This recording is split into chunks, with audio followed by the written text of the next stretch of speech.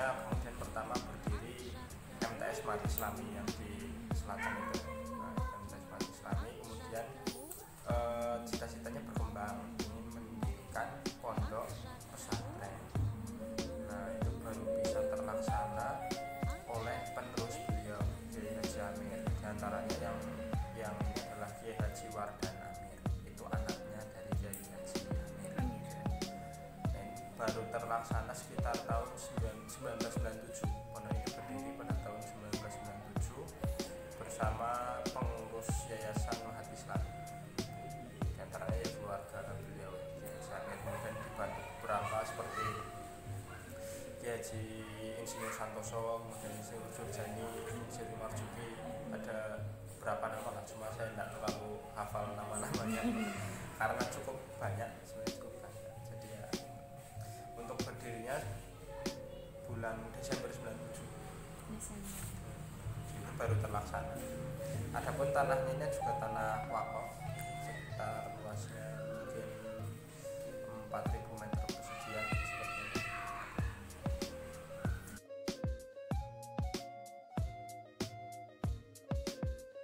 Pengasuh yang pertama itu Kiai Haji Umar, yang pertama itu cuma sampai sekitar 1 tahun, kemudian digantikan sama Kiai Haji Zainal Mutakin. Zainal Mutakin itu yang dulu mengarang doa-doa harian Islam, agak terkenal, saya tak agak banyak. Cuma beliau dari 98 meninggal tahun 2004, sehingga beliau digantikan. Karena meninggal itu digantikan oleh Dr. Janan Asifuddin. Datang masih jadi dosen ini apa enggak? Pernah dengar? Ya, si Dr. Haji Janan Asifuddin itu dari 2004, sepeninggal Ustadz Zainal Mutakin karena meninggal, sehingga digantikan oleh Pak Janan itu, Kiai Haji Janan. Nah, Kiai Haji Janan karena kesibukan beliau yang merupakan dosen UIN, guru besar UIN, sehingga apalagi beliau juga menjadi pengasuh di pondok MWI di Banyumas. Banyumas beliau juga jadi sepertinya pengasuh pondok ya, sepertinya. Nah itu sehingga dengan kesibukan beliau itu ya akhirnya mungkin apa istilahnya ya kurang elok istilahnya, kalau banyak seperti itu kan beliau juga lelah juga gitu kan, kesibukan yang banyak, sehingga akhirnya di tahun 2009 sekitar 5 tahun kepemimpinan beliau menyerahkan jabatan Kiai pengasuh di pondok ini ke Ustadz Ali Yusuf. Nah, beliau sendiri sebelumnya menjadi wakil pengasuh Ustadz Ali pada saat Kiai Haji Janan menjadi pengasuh begitu, Ustadz Ali ini sebagai wakil pengasuh. Nah kemudian setelah dianggap istilahnya cukup bisa itu memimpin gitu, kemudian juga dengan kondisi Kiai Haji Janan yang seperti itu dan kesibukan beliau yang lumayan padat begitu, sehingga akhirnya diserahkan agar ya pondok ini bisa lebih baik lagi.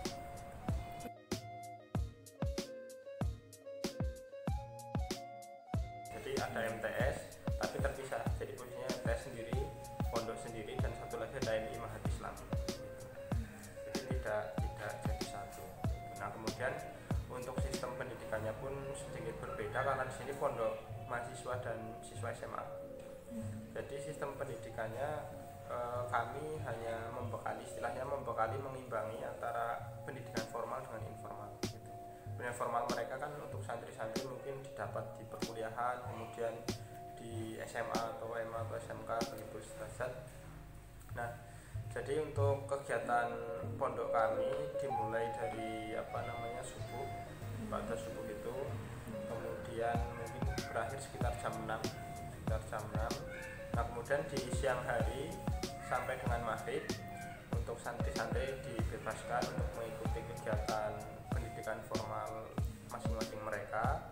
Nah kemudian setelah maghrib itu atau pada maghrib itu terhitung dari maghrib itu sampai dengan sekitar jam 8 atau jam 9 itu sistem pendidikan pondok, mereka diwajibkan masuk ke dengan sistem pendidikan pondok, ikut ngaji gitu.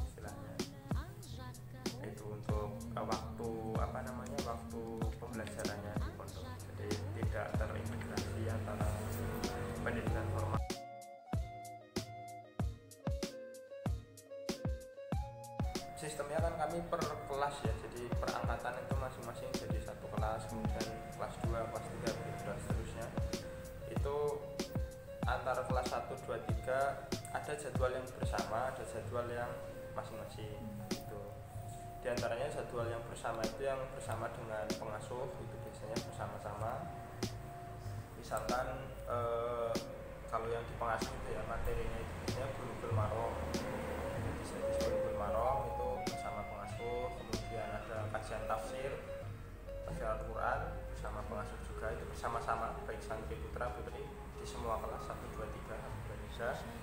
Kemudian tafsir Bulughul Maram, kemudian tarjamah lafziyah Al-Quran itu juga bersama-sama kelas 1, 2, 3 putra putri di satu aula, di aula ini biasanya, ataupun di aula putra lain bisa.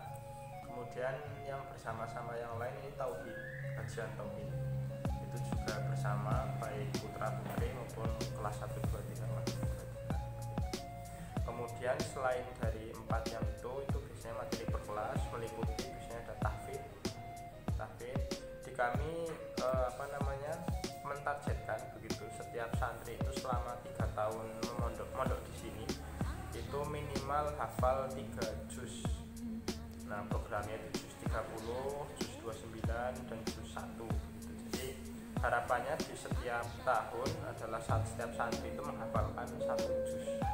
Kelas 1 juz 30, kelas 2 juz 29, nanti kelas 3 di juz 1 begitu. Dan setiap semester juga ada ujian tahfidznya, ujian tahfidz ataupun setiap tahun. Jadi siapa-siapa yang nanti sudah menyelesaikan hafalan nanti diujikan kemudian mendapatkan sertifikat. Itu untuk tahfidz begitu. Nah, kemudian selain tahfidz ada program tahsin, kemudian ada retorika dakwah, ada bahasa Arab, kemudian ada tahsin, bahasa Arab, kemudian tahfidz, kemudian ada akhlak dan retorika dakwah.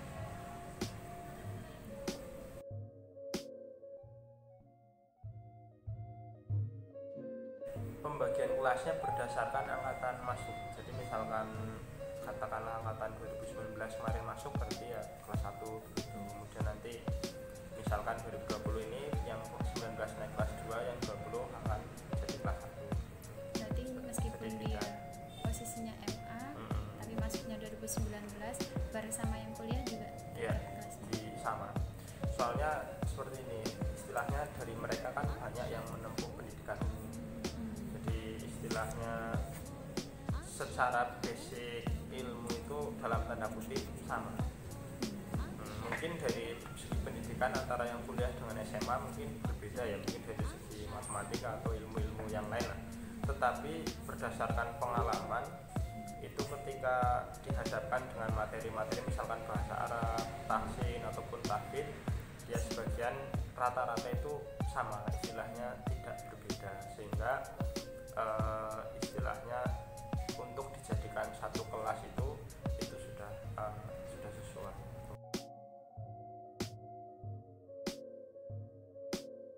Itu di imtihan ada imtihan atau ya ulangan lah gitu ya, itu setiap semester, setiap akhir semester itu ada imtihannya. Jadi untuk semacam ya ujian ulang gitu materi yang sudah dipelajari di setiap mata pelajaran istilahnya begitu, itu ada imtihannya. Kemudian dari kami setiap sebulan sekali itu mengadakan tasmi itu simaan begitu untuk tahfidz Al-Quran. Mereka yang sudah menghafalkan, misalkan yang kelas 2 kan sudah juz 29 begitu, nah ini disimak ulang secara bersama-sama. Jadi semua santri nanti kita bagi, misalkan ada yang dapat, kalau juz 30 biasanya ada yang dapat 2 surat, atau yang juz 29 ini satu surat dibagi. Nanti semacam disimak hafalannya gitu, dicek. Nah itu tiap bulan 1 sampai 2 bulan sekali. Tapi untuk imtihan mata pelajaran selain tahfidz itu setiap semester.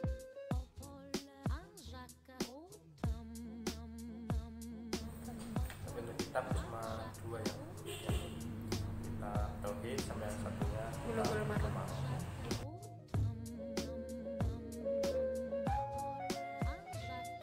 Kalau program unggulan kami pesantren berwawasan lingkungan. Karena di tahun 2017 ini kami pernah menjadi menang lah itu di tingkat kota untuk juara 1. Kemudian di tingkat provinsi itu kita juara 3 kalau tidak salah.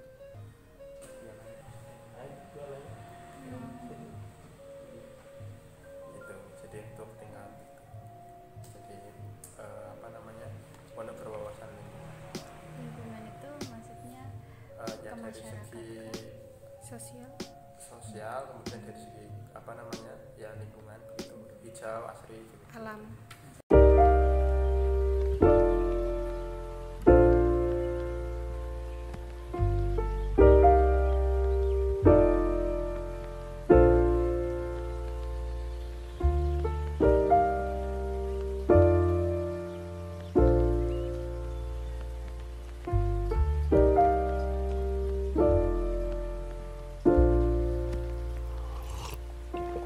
If you find the one, you should never give her up. I think it's the way life changes when in love, yeah. I surround my soul with the positivity. That's why I don't worry about the things that I don't see, yeah. These days I don't worry about much. I think we should have some more fun. I still dream about the days when we were young. I'll take a hit and still finish in one, yeah, yeah. Memory lane isn't that too far away from our hearts, yeah, yeah. The ones we keep close, we should never let go. So tell me who you love, baby. Take a moment to unwind, fix yourself and realign yourself with the world, baby. Breathe slow, baby, yeah.